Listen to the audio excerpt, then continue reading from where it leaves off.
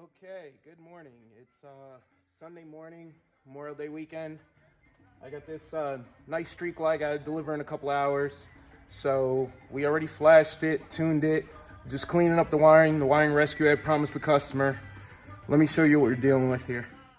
Okay, we see this a lot on motorcycles. This is absolutely the worst type of fuse you can use on a bike. It's cheap. I've seen these as cheap as 99 cents. They strip out. The main problem is the kind of connection the fuse makes. It's held in by force, it's held in by friction. We like mechanical fasteners, so the fuse held down with screws. This one is not. And they even left the tag on it. This fuse holder is $10 retail. Wouldn't even know where to buy these. All the fuse holders we use here at the shop are Stinger or Artisan Connection. This is what we're gonna replace it with. Ours use this type of fuse. It's a mini A&L, and it's held down with screws, mechanical fasteners on both sides. So you get a nice, good, secure connection. This fuse holder has one of these evil things in it. The problem with these fuses is sometimes they fail in the end, and then from all the rocking back and forth, you get a bad connection. It's just the most horrible connection type. This is equivalent to using a T-tap. So we're gonna remove this and replace it with this.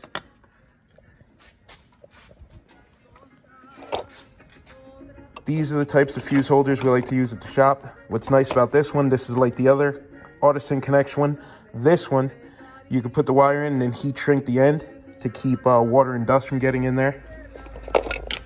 This type of fuse is very good too. I personally don't like to use it, but it's a high quality connection, like in this NVSAUDIO fuse holder. So you have some nice brass connectors where the fuse fits in nice and tight. Then you have your screws that hold the wire down, or the standard A&L. I prefer the mini A&L because this is kind of big and bulky and hard to hide. Here I have it taken apart so you can see it. The fuse is just held in by friction. See that? Not a very good connection. Very high failure rate. Okay, we've gone ahead and upgraded the fuse holder to our Artisan Connection. Now, if you see this fastener, this screw, the washer is domed. And the reason that is it keeps constant pressure on the fuse. I'm gonna show you, once you tighten it, it flattens out. So then there's constant pressure on the fuse without having to use a lock washer. It's one of my favorite features of this fuse holder. Check this out. I love these fuse holders. They're tiny, they're barely bigger than the mini A&L fuse. Now, if you can see, as I tighten it, once I get down to the bottom, it's actually gonna flatten itself out. Try and do this with one hand. It flattens out and keeps constant pressure on the fuse, so it's guaranteed no chance of a loose connection. So we have screw, screw, screw, screw. Nice solid connection, that's not going anywhere.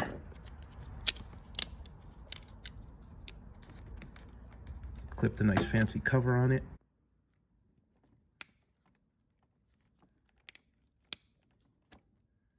There you go, nice secure connection.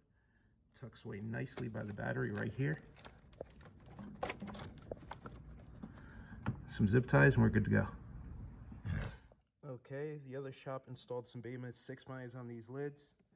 I'm not sure if I showed you before, but they had the 6x facing the other way, so the connectors were on this side, and the connectors were constantly falling off when the customer went in the bag. And then you could see the marks where they had the cabling tied down, secured to the bag. So we flipped the 6x9, soldered the connections, and then routed the cable this way. That way, no matter how many times the customer goes in and out of the bag, he doesn't hit the cables going to the speakers, no more loose connections. And then they also used 4 different fasteners for the 6x9s. We use larger fasteners and washers. So this customer is no longer gonna have any issues. All right, this bike doesn't have a DSP on it. So we're gonna see if we can fix this with a flash. This is what I'm mostly concerned about. We have no highs. So it looks like we're rolling off heavy after 5K. We're dropping straight down, so we have nothing here. The bike has no subs or mid-bass drivers, so I don't expect to see much here. But I want to see if we can boost at least 100 hertz. Knock this down, bring this up, and bring this up. Let's see if we can fix this with just a flash. Had to go through a couple of flashes, but that one did it. We got our highs back. This, we're gonna have to play with the EQ a little bit so we can get a little more mid-bass, but I'm pretty happy with that response. All right, our wiring's all cleaned up in the front. Everything's nice and neat, organized, labeled. Another thing that pissed me off about this is this NVSAUDIO Moto 600 amp. This is one of my favorite motorcycle amplifiers. We've used these for a lot of years. They put the controls on top for a reason. There's a special plate that goes on top that has a gasket that protects the controls from moisture. The other shop that worked on it left the cover off. As you could see, we have oxidation inside. I actually had to play with the switch to get both sides to play. This amp's not gonna last too much longer. You could see the corrosion. We're gonna clean it up the best we can and put some aluminum tape over it to protect it because we actually don't have the cover. Hopefully the customer has it at home. But in order for these products to do their job, you have to assemble them the way that they want you to assemble them. You definitely need this cover because when you get caught in the rain, water just runs down through here and lands directly on the controls.